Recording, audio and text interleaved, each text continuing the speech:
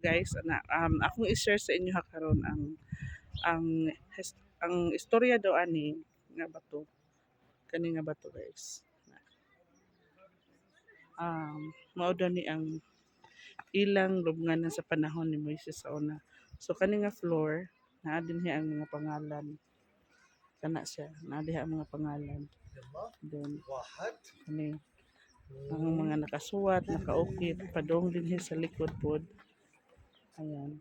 Mao ni ang ilahang lubnganan daw sa unang panahon.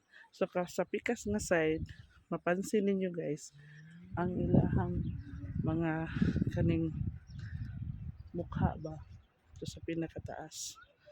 Kung mapansin ninyo atong i-zoom, no? Ayan.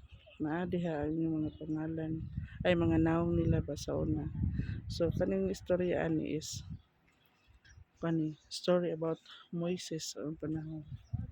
So nakaukit ang ilahang mga um, naong, no? Na guys. So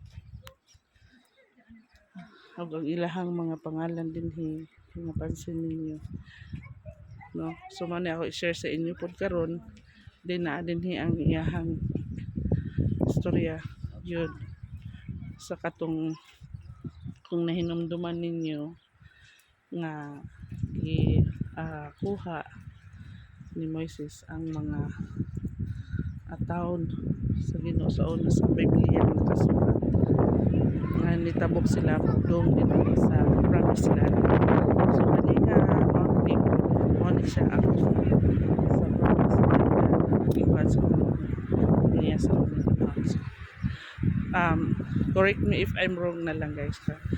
Sa ako lang mga kuan pero tinan ako mag-study pud tano para nahibaw-an gyud nato kung sa meaning aning Mount Nebo. Salamat and God bless atong lahat.